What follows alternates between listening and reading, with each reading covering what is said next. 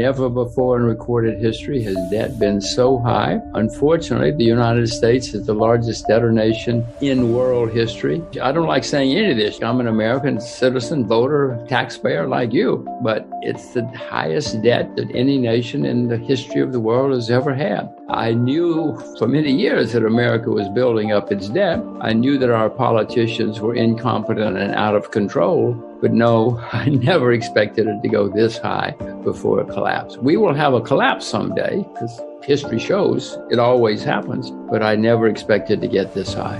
Theory going around now called MMT, more money today. They say, don't worry, we'll just print it. We'll just print it. There's not a problem at all. So if you listen to them, you should not worry at all. However, I have read a little history and I've been around a while. And I know that throughout history, when you build up gigantic debts, eventually it leads to a crisis or a semi-crisis. We had a problem in 2008, as you remember. Well, since then, the debt has skyrocketed all over even China now has a lot of debt. China helped bail out the world in 2008, but even China now has a lot of debt. So it's going to be a big mess. Okay, so let's say we have a new Bretton Woods. What are they going to do? Wipe out the debt? Well, there are a lot of creditors who are not going to be particularly happy if they wipe out the debt. Endowments, insurance companies, pension plans, they're not going to be very happy if all of a sudden they found out the debt is wiped out. So sure, we can have a new Bretton Woods. We can all drink good wine and lots of tea and coffee, but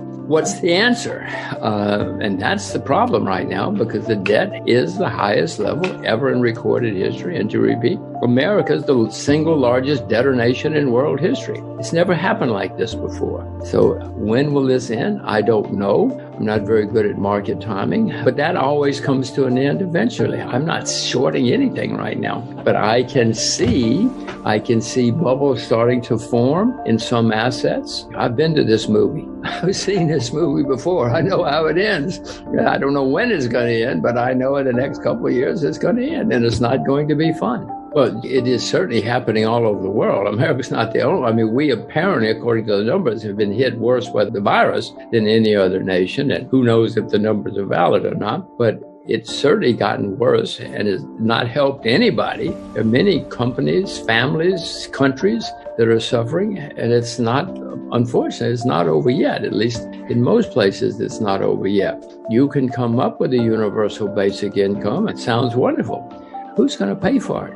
Where's the money going to come from? That's my question again. Sure, MMT, more money today, says just print it. But I've seen this rodeo. It's not my first rodeo. I know that you can print it all day long, and it's fantastic. But eventually, that falls apart. It always has anyway, and I don't see why it would be different this time. Throughout history, when you have people lose confidence in money, or governments, all of us peasants have some gold and silver in the closet. We have some silver under the bed over there. We forget what the politicians say, forget the academics. We're going to have some gold and silver hidden away, and I will too. And I will have more. I just don't know when I'm going to buy more.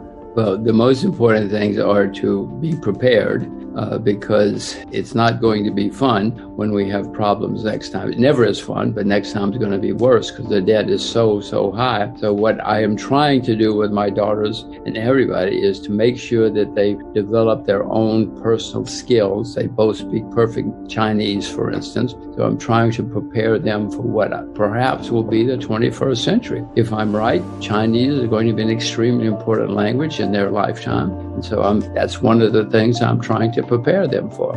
It's no good, though, to say to somebody, look, you got to learn to play basketball. If they don't like basketball, well, my girls don't particularly like basketball. So I'm trying to learn as a parent to help them emphasize the things they like. I have been teaching them since they were born that they must save their money. One of the first things I did was to give them piggy banks, 6 piggy banks to be exact, so that they would learn that when you get money, you save it. Money is not to be spent, it's to be saved and ultimately invested. And so since they were little babies, whenever they got money, they learned to go over and put it in the piggy bank. As you know, many people's lives have been destroyed because they didn't understand money. They ran up debts. They didn't have savings. They didn't invest. So the most important thing that I wanted them to learn was money is to be saved and invested, not spent. And I think that is sinking into them. So far, so good. I have learned that you cannot do enough homework, research, preparation. There's always more you can do, and you better do it because something will hit you out of left field otherwise.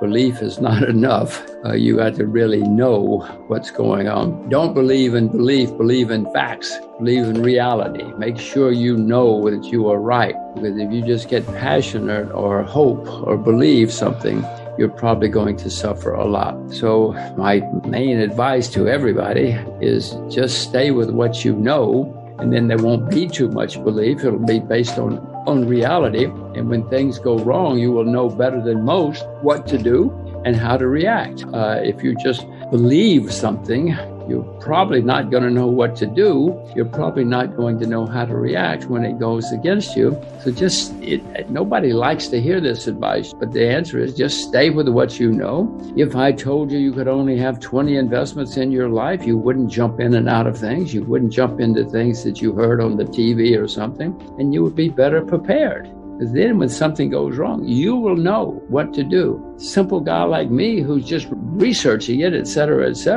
will not know nearly as much as you do, because you know, I hope you know a lot more about it, and that's how you become successful. Nobody wants to hear that. It gets too boring. But if you want to be successful, be boring. Whenever there are hard times, people look for easy answers. Socialism and communism, a great story. It sounds wonderful. We have tried. Mr. Marx was around over 150 years ago. It's a good story, very good story. A lot of people liked it, and a lot of people tried it. But in the last 150 years, we have found out it doesn't work, nor does socialism work. So, sure, but people who, first of all, don't have the experience or don't read history or don't see what's really happened, love the story. But I can tell you, given human nature, since it's a good story and it's an easy story, more people will try it when things get really bad, or try MMT, more money today. Any good story, easy story, people will try because they think, oh, that'll save us. Unfortunately, there's no free lunch. This is just human nature I'm talking about. You don't have to go around the world to know about human nature. You read some history, if nothing else, and people will look for the easy answer. And no, I know it's not going to work, and I know it'll make it worse in the end. If you look at America in the past 15 years, people just printed and spent and borrowed huge amounts of money. After 2008, everybody said, okay, this is the only thing we can do. We have to borrow a lot of money and spend a lot of money and print a lot of money. It's the only way to save us. Fools like me said, wait a minute, guys, it's going to make it worse in the end. It's going to make it much worse in the end. It's good to be old. I don't have to worry about how this is going to wind up. It's not a good time to be young, because all the young people are going to be facing gigantic debts and problems over your lifetime. And it's not going to be an easy answer. You may try easy answers like 2008, but in the end, somebody has to pay the price. Do I like it? No, I want an easy free lunch too. Oh my gosh, I want things to fall out of the sky. But I've read enough and been around long enough to know it doesn't work that way. Commodities is the only asset class as a class that I see that's still cheap. And I know the fundamentals are changing. More people in America study public relations and study agriculture now. Obviously, if the world changes, you have to change with the world. That's pretty straightforward. Energy is still the most important commodity, at least if you ask me. As I live in Singapore, and everybody here is still driving and taking the bus to work, etc., still has electricity. And nearly all energy comes from oil and natural gas. That may be changing. It seems to be changing. But Jeff, even if you look at things like electric cars, which seem to be coming, first of all, you got to produce the electricity, which got to be made from something. Maybe it's sun power, maybe it's solar power or wind power. But electric cars, for instance, use 5 times as much copper as regular cars. So, yeah, the demand for oil may go down, but the demand for copper is going to go up, and lead and lithium and other things.